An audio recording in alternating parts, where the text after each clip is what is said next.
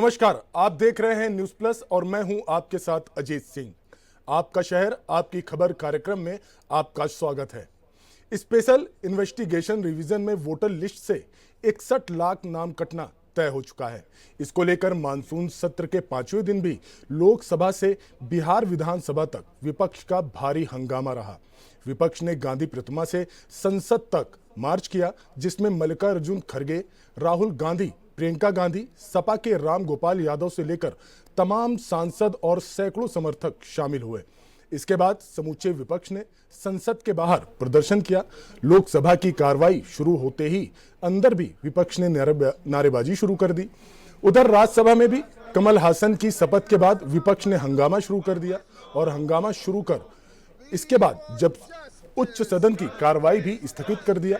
विपक्ष लगातार लोकसभा और राज्यसभा के अंदर एसआईआर पर चर्चा की मांग कर रहा है। उधर बिहार विधानसभा के बाहर आरजेडी और विपक्ष का प्रदर्शन जारी रहा। जेडीयू और भाजपा के विधायक हेलमेट पहनकर विधानसभा पहुंचे और बोले नहीं कब उन पर हमला हो जाए, इसलिए हमने बचाव के लिए हेलमेट पहनकर आए हैं। इस बीच राबड़ी देवी ने बड़ा आरोप जेडीयू और भाजपा पर लगाया। उन्होंने कहा कि तेजस्वी को जान से मारने की कोशिश की जा रही है। उनका इशारा एक माह में 2 बार एक्सीडेंट की तरफ था। विधानसभा की कार्रवाई शुरू हुई तो मुख्यमंत्री नीतीश कुमार विपक्ष के प्रदर्शन पर भड़क गए। उन्होंने कहा कि ऐसे कपड़े पहनकर आ जाते हैं ये लोग। सदन के अंदर भारी बवाल से कार्रवाई स्थगित करनी पड़ी। तेजस्वी के चुनाव बहिष्कार के बयान के बाद बिहार की राजनीति में नया भूचाल आ गया है। शत्रुघ्न सिन्हा और पप्पू यादव ने तेजस्वी यादव के बयान का समर्थन किया। पप्पू यादव ने तो यहां तक कह दिया कि जरूरत पड़ी तो सारे विपक्षी सांसद लोकसभा से इस्तीफा देकर सड़क पर लड़ाई लड़ेंगे। चिराग पासवान ने इसका जवाब दिया है। उन्होंने कहा कि हिम्मत है तो महागठबंधन चुनाव बहिष्कार करके दिखाए। फिलहाल एसआईआर को लेकर घमासान जारी है और देखना है कि सोमवार को जब लोकसभा में ऑपरेशन सिंदूर पर चर्चा होगी तो विपक्ष उसमें शामिल होता है या एसआईआर के मुद्दे पर उसकी यही रणनीति रहती है। इस पर ज्यादा बातचीत के लिए हमारे साथ दिल्ली से ब्यूरो चीफ प्रवेश शर्मा जुड़ रहे हैं। प्रवेश, लगातार लोकसभा की बात करें या बिहार विधानसभा की बात करें, प्रदर्शन जो है वो जोरदार देखने को मिल रहा है। आज भी जमकर हंगामा हुआ। क्या कुछ रहा, थोड़ा सा जानकारी देंगे? बिल्कुल, आपने बिल्कुल सही कहा। देखिए, संसद का मानसून के सत्र का आज 5वां दिन था, लेकिन जैसे कि लगातार 4 दिन पहले हुआ, सेम वही घटनाएं दोबारा से देखने को मिली। सदन, चाहे लोकसभा हो, राज्यसभा हो, चाहे बिहार विधानसभा हो, सब जगह नहीं चल पा रहा है। और सीधे तौर पर कहूं तो विपक्ष ने ऐसा लगता है कि एक रणनीति बना ली है कि किसी भी प्रकार से सदन में कार्य होने ही नहीं देना है। क्योंकि पहले जो है विपक्ष की सदन में मांग चल रही थी कि ऑपरेशन सिंदूर को लेकर प्रधानमंत्री जो है चर्चा करे। विपक्ष की बात को सरकार ने माना और उसके लिए समय भी तय कर दिया, दिन भी तय कर दिया। बावजूद उसके लगातार हम देख रहे हैं कि विपक्ष का प्रदर्शन रुकने का नाम नहीं ले रहा है। अब बिहार का एसआईआर मुद्दा जो है लगातार विपक्ष के लिए एक ऐसा मुद्दा बन गया है जिसको लगता है कि ऑपरेशन सिंदूर जैसा मुद्दा भी वो पीछे रह जाएगा। और इसको लेकर अब विपक्ष ने शायद एक रणनीति के तहत ये पूरा कार्यक्रम बना लिया है कि वो हो सकता है कि जब सोमवार को ऑपरेशन सिंदूर पर चर्चा हो तो सब मिलकर फिर से प्रदर्शन करते ही दिखाई दे। ठीक प्रवेश, बिल्कुल साफ तौर पर चुनाव का माहौल है बिहार में। इसको लेकर भी विपक्ष जो है मौके की तलाश कर रहा है और शायद यही एक मुद्दा है जिसको लेकर विपक्ष लग रहा है कि वो चुनावी रणनीति में भी उतर रहा है। और मुख्य इसलिए भी मैं कह रहा हूं क्योंकि जिस तरीके से सदन की शुरुआत हो रही है, लोग भी देख रहे हैं कि किस तरीके से विपक्ष हमलावर है।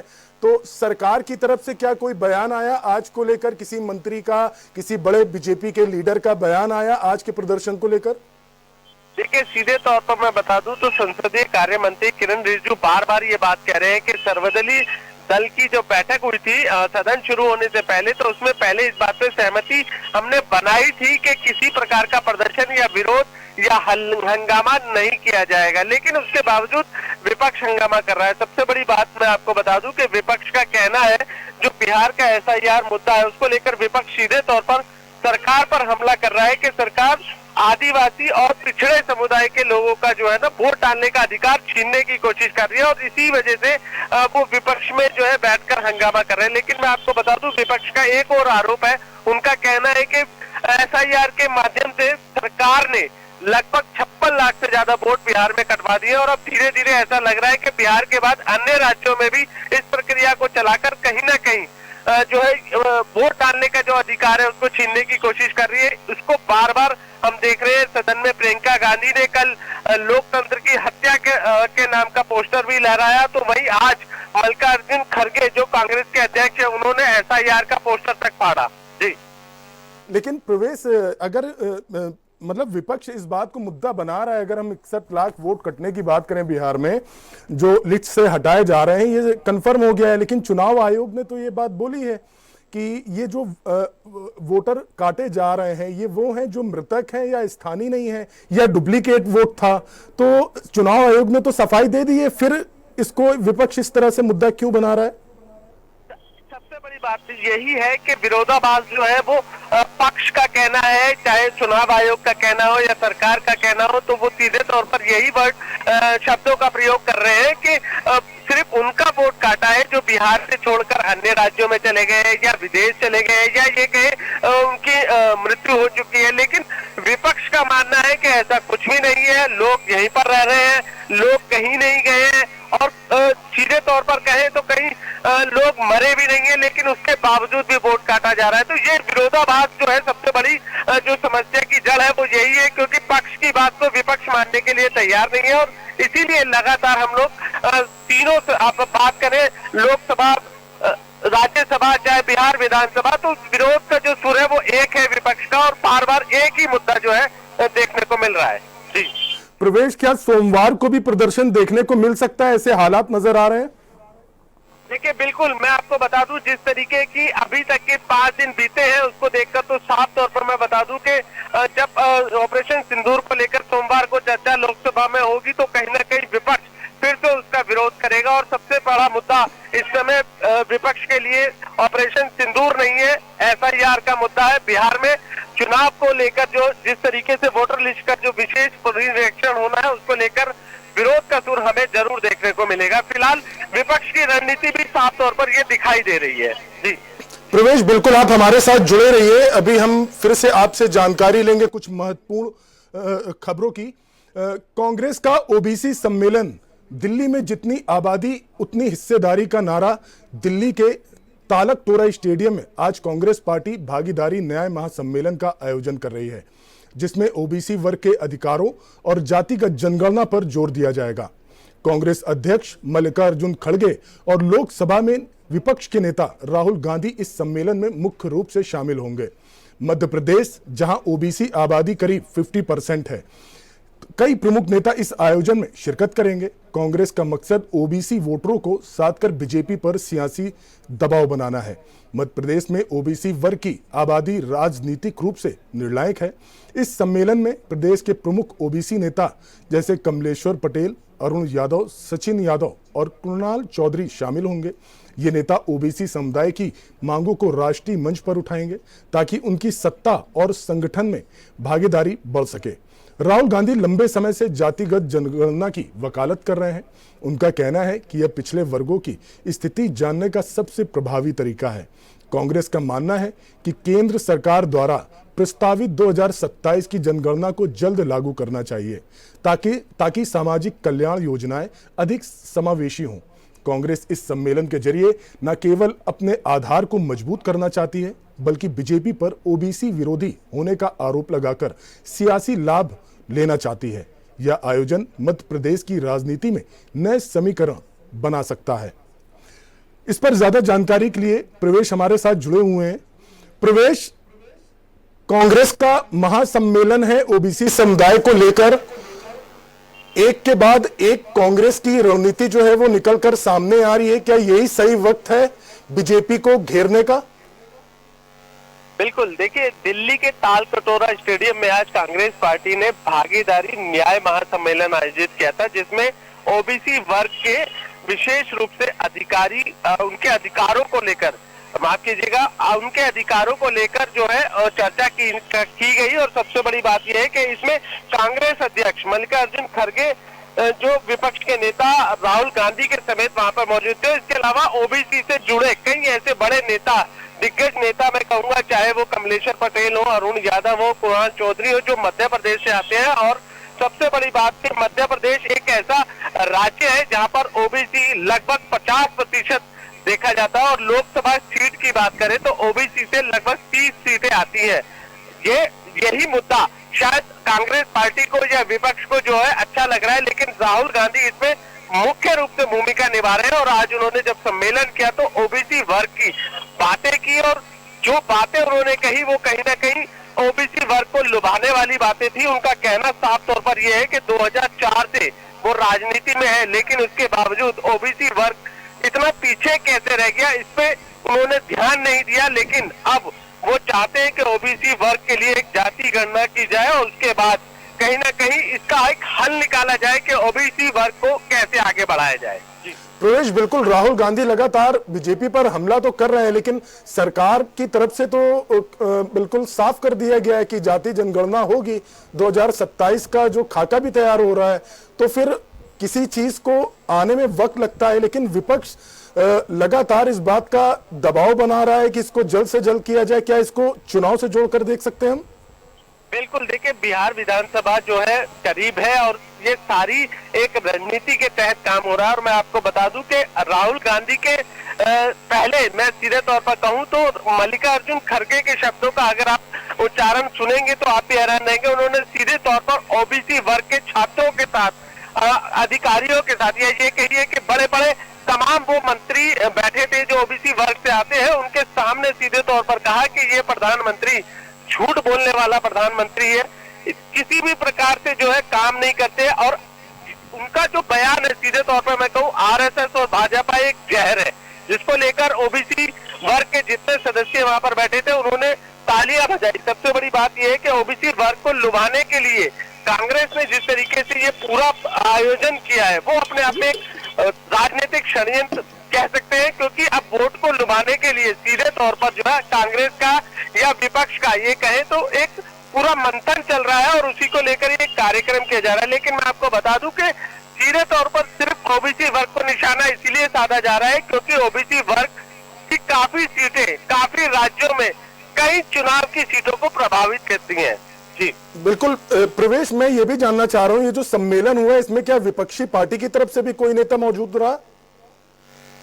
देखिए, विपक्ष की तरफ से कोई नहीं था, क्योंकि विशेष रूप से ये जो आयोजन था कांग्रेस पार्टी की तरफ से था। कांग्रेस ने सिर्फ ओबीसी वर्ग के लिए स्पेशल एक आयोजन किया था और इसमें कांग्रेस ने विशेष रूप से अपने ही बड़े मंत्रियों को, अपने ही ओबीसी वर्ग के जो जुड़े लोग हैं उनको बुलाया था और उनको लेकर चर्चा की थी।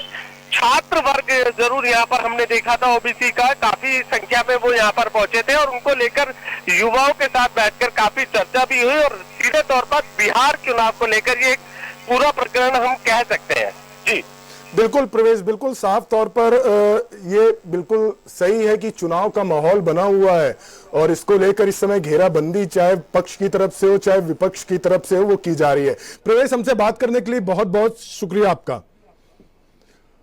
लोकसभा में विपक्ष के नेता और कांग्रेस के पूर्व अध्यक्ष राहुल गांधी को सावरकर के खिलाफ टिप्पणी मामले में आज बड़ी राहत मिली है।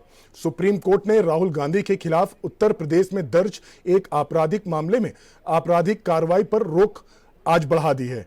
न्यायमूर्ति दीपांकर दत्ता और न्यायमूर्ति ऑगस्टीन जॉर्ज मसी की पीठ ने मामले में राहुल गांधी द्वारा दाखिल स्थगन पत्र पर गौर किया और मामले की सुनवाई 4 सप्ताह बाद करने का फैसला किया।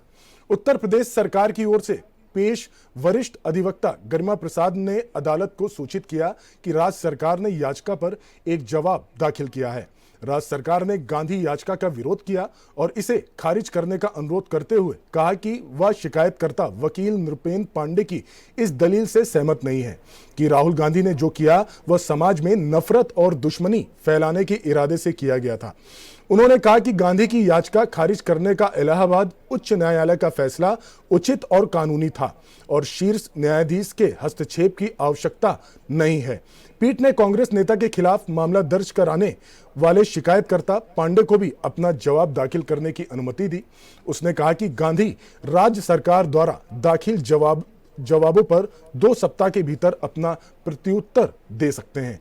इससे पहले उच्चतम न्यायालय ने 25 अप्रैल को सावरकर पर राहुल गांधी की टिप्पणियों को गैर जिम्मेदाराना बताया था और कहा था कि हमें अपने स्वतंत्रता सेनानियों का मजाक नहीं बनाना चाहिए।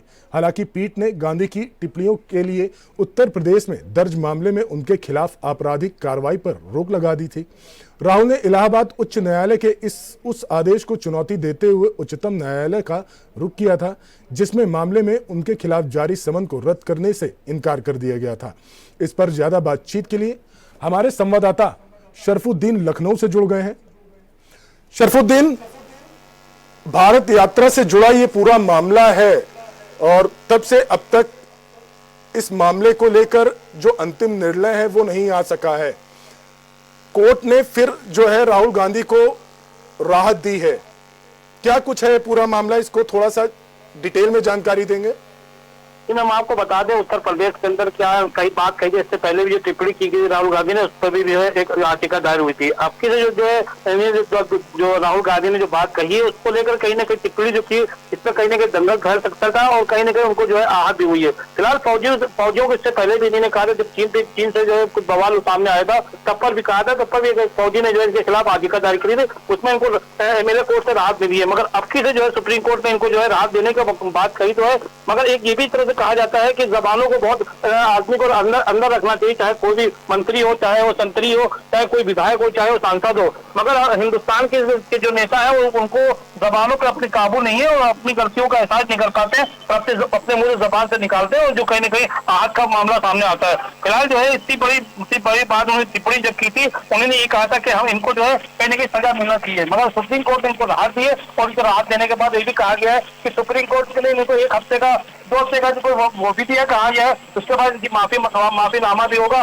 मगर माफीनामा नहीं है, वो राहत तो दी गई है, मगर इससे आगे जो कि किस तरह इनके पास जो है टिप्पणी की जाएगी, उसके साथ इनकी आगे चल के इनको जो है सजा का भी प्रावधान हो सकता है। मगर अभी इनको सिर्फ राहत इसलिए दी गई है कि बड़े लेवल पे है, उनका वकील ने इनको जो है राहत देने की कोशिश करी है। अभी उनका बहुत अच्छा जो इंतजाम जो चल रहा था उसमें कहीं ना कहीं टिप्पणी करने का जो वादा हुआ उसको भी लेकर कहीं ना कहीं कोर्ट ने इनको जो है फटकार लगाई है। फटकार लगाने के बाद भी इनको जो राहत मिली है, इनको बात को समझना चाहिए था कि किसी को हिंदुस्तान के किसी भी जो है फौजियों पर या किसी पर टिप्पणी करने का नतीजा क्या होता है, ये भी सुप्रीम कोर्ट को देखना पड़ेगा। जी शरफुद्दीन, बिल्कुल सावरकर को लेकर राजनीति तो शुरुआत से ही होती आई है और मैं आपसे ये जानना चाह रहा हूं कि उत्तर प्रदेश सरकार पार्टी बनी हुई है, तो क्या आज जो राहत राहुल गांधी को मिली उसके बाद किसी तरह का पार्टी की तरफ से कोई बयान आया हो या किसी नेता की तरफ से कोई बयान आया हो? सुप्रीम कोर्ट के बयान आने के बाद जो है केशव प्रसाद मौर्य ने कहा है कि जिस तरह से इन्हें टिप्पणी करी है सावरकर को लेकर के, कहीं ना कहीं दंगे को जो है राहुल गांधी भड़काने की कोशिश कर रहे हैं। कि जब इन्होंने जो है एक यात्रा शुरू की थी, ये यात्रा के बाद से जो है इन्होंने 3-4 जगह से टिप्पणी की थी, जिसको लेकर कहीं ना कहीं सुप्रीम कोर्ट की बात नहीं कही। हाई कोर्ट ने तो खारिज कर दी थी, मगर सुप्रीम कोर्ट ने इनको राहत दी है। अभी जो है हलचल मची हुई है कि कोर्ट ने इतना बड़ा फैसला ले लिया, उनको राहत दे दी कि इसमें सजा होना चाहिए, इनको कहीं ना कहीं भटकार लगाना चाहिए। मगर इनको जो राहत मिली है 2 हफ्तों की, वो क्यों दी गई है? फिलहाल जो है विपक्ष जो सरकार मौजूदा हालत में जो सरकार है वो कहीं ना कहीं जो है आक्रोश में है। और उसके लिए अभी एक बात तमाम को और बता दें, कुछ सेना के वैसे लोग भी हैं जो प्रदर्शन करने के लिए जो है उत्सुक है, मगर जो है 15 अगस्त करीब है, तो इस तरह की जो परेशानी भी जो है बढ़ेगी और उसको लेकर के इनको कहीं ना कहीं इस बात का अंदाजा लगाना चाहिए कि हम किसके लिए कौन सी बात कर रहे हैं। क्योंकि राहुल गांधी भी के मुंह से भी निकलना है बड़ा एक ऐसा सवाल है, क्योंकि बड़े पद पर बैठे हुए सांसद हैं और जो है गांधी परिवार का बहुत बड़ा अहम परिवार है, जिसके मुंह से एक ऐसे आदमी के लिए गलत बात निकलना, ये भी सवालिया निशान जो है कांग्रेस का पर भी और राहुल गांधी पे भी पड़ रहा है। जी शरफुद्दीन, बिल्कुल कांग्रेस की बात करें, कांग्रेस पार्टी की या राहुल गांधी की बात करें तो सावरकर को लेकर उनका स्टैंड साफ है। लेकिन क्या जिस तरीके से राहुल गांधी को घेरने की कोशिश की गई है सावरकर को लेकर लगातार इस मामले को लेकर, तो राहुल गांधी का क्या कोई बयान है जो क्या लग रहा है कि वो माफी मांगेंगे या फिर और भी कुछ देखने को मिल सकता है? सुनिए, मैं आपको बता दें, राहुल गांधी का कहना है कि राहुल गांधी ने कहा था कि हमने उनको इस तरह से नहीं कहा था कि जो उनकी आहत हो, मगर कहीं ना कहीं जो मौजूदा वाला सरकार है वो इनके पर आरोप यही लगा रही है कि जिसकी टिप्पणी की है वो एक गलत रास्ता है और जबानों को लोगों को कहीं ना कहीं कंट्रोल करना चाहिए। फिलहाल अभी उत्तर प्रदेश के नेताओं की बात करें, चाहे उत्तर प्रदेश के किसी नेता की बात करें, चाहे सपा की बात करें, चाहे कांग्रेस की बात करें, चाहे हम बीजेपी की बात करें, जिसके मुंह से जो आता है वो वक्त देते हैं और फिर उसके बाद जो है हालत क्या होते हैं उसको देखने की बात होती है। मगर सुप्रीम कोर्ट अभी तक के ये तो निर्णय नहीं ले पा रहा है कि हम कोई भी इस तरह की टिप्पणी करेगा किसी के लिए भी, चाहे किसी मजहब के ऊपर आवाज उठाने की बात करें, चाहे किसी फौजी की बात करें, चाहे किसी मस्जिद या मंदिर की बात करें, चाहे हम किसी मौलाना या पंडित की बात करें। मगर नेताओं को जो दायरा है वो कहीं ना कहीं इतना ऐसा हो गया, वो किसी बात को सुनते नहीं है, न समझते और अपनी जबानों को जो है बेलहात कर देते हैं और दूसरे का आहत हो जाता है। उसके लिए अभी हमारे कर्नल साहब से बात हुई थी, कर्नल साहब ने कहा था कि इस बात पे जो है इनको सजा नहीं होती है और इनको कहीं फटकार नहीं लगती है, तो आगे चल के हम लोग कहीं ना कोई प्रदर्शन भी करेंगे। राहुल गांधी को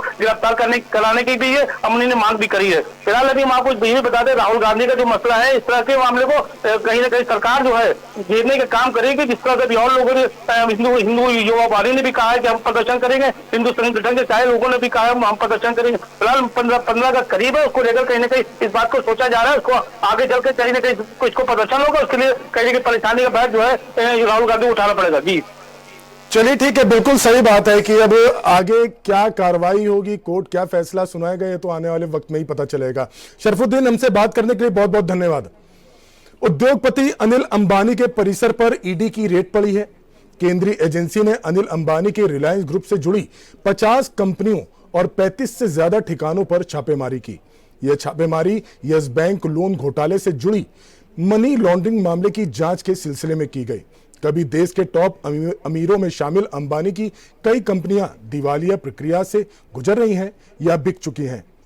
हाल ही में एसबीआई ने भी उनकी कंपनी रिलायंस का कम्युनिकेशन और उन्हें घोषित किया।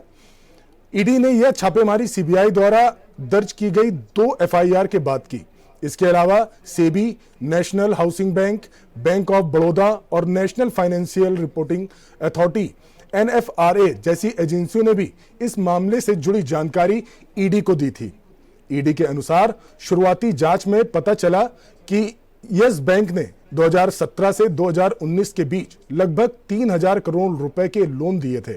आरोप है कि ये लोग सेल कंपनियों और ग्रुप की दूसरी कंपनियों को दिए गए और फिर वहां से कहीं और भेज दिए गए। इस पर ज्यादा बातचीत के लिए हमारे संवाददाता बहुत जल्द जुड़ेंगे। बिल्कुल, देश के जाने माने उद्योगपति अनिल अंबानी, जहां पर ईडी ने कई ठिकानों पर छापेमारी की। आप तस्वीरों में देख सकते हैं कि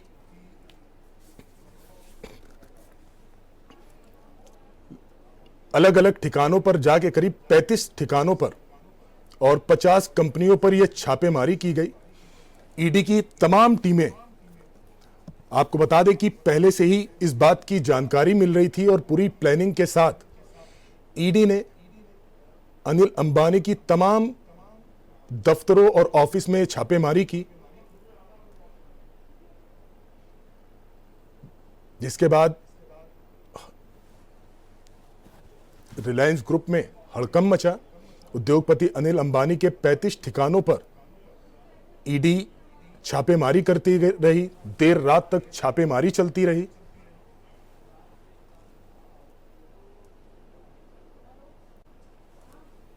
तस्वीरों में आप देख सकते हैं कि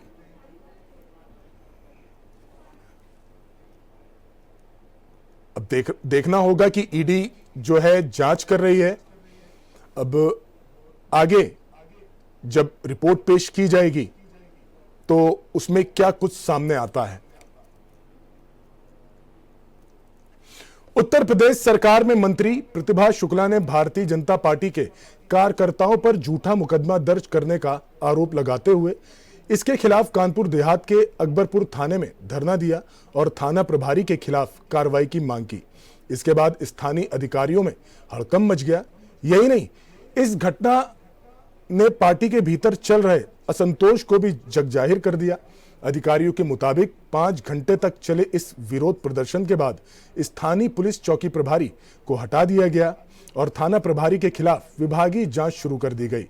महिला कल्याण और बाल विकास राज्य मंत्री प्रतिभा शुक्ला ने थाना प्रभारी सतीश सिंह पर भाजपा कार्यकर्ताओं के खिलाफ दलित अधिनियम के तहत मनगढ़ंत मामला दर्ज करने का आरोप लगाते हुए कहा कि ये उन्हें जानबूझकर निशाना बनाने की कोशिश है। आपको दिखाते हैं अपनी खास एक छोटी सी रिपोर्ट। लिखता है, बदतमीजी से बात करता है और सब टेम्पर लूज रहता है और व्यवस्था बचाने का काम करता है। कोई काम ढंग से करना नहीं, सबको कार्यकर्ता को भगाना है। कार्यकर्ता को झूठा मुकदमा लिखेगा। आदमी छोड़ दें या फिर हम फांसी में लटक जाएं। भाई आप अगर नहीं हम लोग सुरक्षा कर सकते हो, है ना, आपको तो डिप्टी सीएम इसीलिए बनाया गया ना कि आप ब्राह्मणों की रक्षा करोगे और ब्राह्मणों के खिलाफ मुकदमे फर्जी लिखे जाए, उनके माँ बहन गालियां दी जाए और हम लोग सब उनको वोट करते रहे। अपनी ही सरकार में पुलिस के खिलाफ बाल विकास, पुष्टाहार और कल्याण राज्य मंत्री प्रतिभा शुक्ला ने बगावत कर दी है। भाजपा समर्थकों को SC/ST एक्ट में फर्जी मुकदमे दर्ज करने पर गुरुवार को राज्य मंत्री कानपुर देहात जिले के अकबरपुर थाने के बाहर धरने पर बैठ गईं और 7 घंटे धरने पर बैठी रहीं। थाना प्रभारी और चौकी प्रभारी को हटाने की मांग करती रहीं, लेकिन उनकी ही सरकार में उनकी सुनवाई 7 घंटे के बाद हो सकी। इस दौरान राज्य मंत्री ने कहा कि सांसद देवेंद्र सिंह भोले के समर्थकों ने साजिश रचकर उनके ही समर्थकों पर FIR दर्ज कराई है। मुकदमा लिखता है, बदतमीजी से बात करता है और सब टेम्पर लूज रहता है और व्यवस्था बचाने का काम करता है। कोई काम ढंग से करना नहीं, सबको कार्यकर्ता को भगाना है। कार्यकर्ता को झूठा मुकदमा लिखेगा। क्या मुकदमा लिखा गया, मामला क्या था? हमें क्या मालूम क्या लिखा गया। झूठा मुकदमा लिखेगा तो कौन नहीं बैठेगा। झूठा किसी भी कार्यकर्ता के लिए झूठा मुकदमा लिखा जाएगा तो वैसे बैठे रहेंगे। मेरी कोई मत नहीं है। हम इंस्पेक्टर हटेगा तभी यहाँ से। सरकार आपकी, आपने सरकार अभी तो आप SP से कह दिया, आप अपने कागज है, आपके पास कलम है, आप तुरंत हटाइए, बताइए। हमें नहीं चाहिए ऐसा इंस्पेक्टर जो बिना जाने पहचाने मुकदमा लिख देता हो। दबाव प्रेशर की राजनीति होती हो तो फिर ये सपा की गवर्नमेंट है क्या? ये तो योगी जी की गवर्नमेंट है। योगी जी कह रहे हैं न्याय मिलना चाहिए। जो व्यक्ति गाली भी ना पकड़ा हो, जो जानता भी ना हो किसी को, तो उसके खिलाफ मुकदमा लिख दोगे, वो भी हर जगह लिख दोगे। दलित समाज तो मेरे साथ रहता है। कितने लोगों के खिलाफ मुकदमा लिखा गया है? जो भी लिखा गया, हम तो कल यहाँ थे नहीं, लखनऊ में थे, पता चला 3-4 लोगों के खिलाफ मुकदमा लिखा। क्यों लिखा गया? एक विकास कार्य कराए, फिर हम मुकदमा लिखवाए अपने कार्यकर्ताओं पे। मेरे कार्यकर्ता मेरे आगे गाली भी नहीं देते। हमने तो कभी मुकदमा लिखाया नहीं, जिंदगी में पहली बार लिखाया। जो वो कह रहे मैं 2000 लोगों का मालिक हूँ, तो हमारे साथ भी 60,000 लोग हैं, 70,000 लोग हैं, 80,000 हैं, हमें भी वोट मिला है। जब वो हमसे बार बार बदतमीजी से कोई बोलेगा तो अवॉइड तो करना पड़ता है।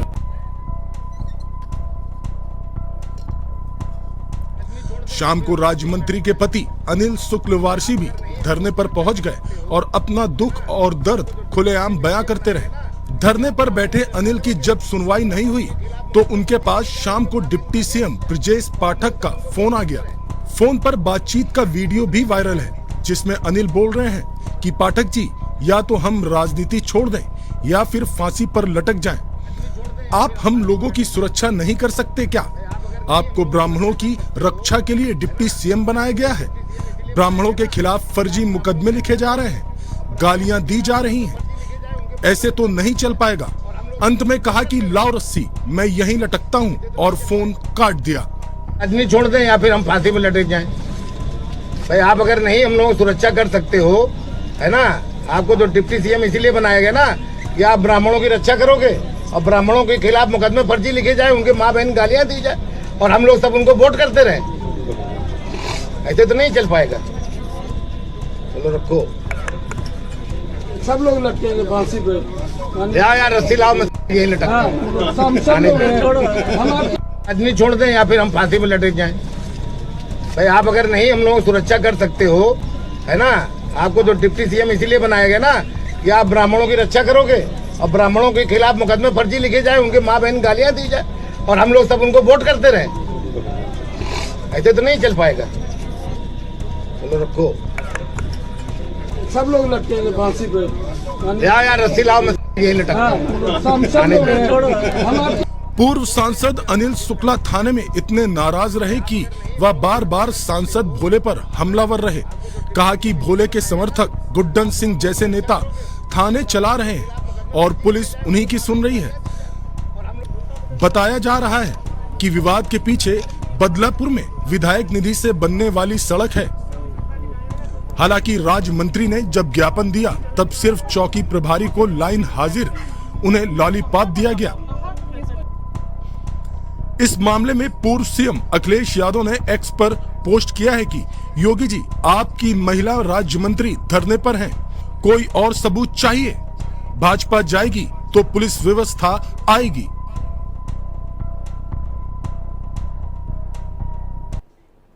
तो बिल्कुल साफ तौर पर आपने देखा कि राज्य मंत्री के साथ साथ उनके पति देव भी काफी नाराज नजर आए। हालांकि इस पूरे मामले में 5 घंटे बाद अधिकारी पर कार्रवाई भी हो गई। खैर, फिलहाल आपका शहर आपकी खबर कार्यक्रम में आज के लिए बस इतना ही। बाकी देश दुनिया की तमाम खबरों के लिए देखते रहिए न्यूज़ प्लस।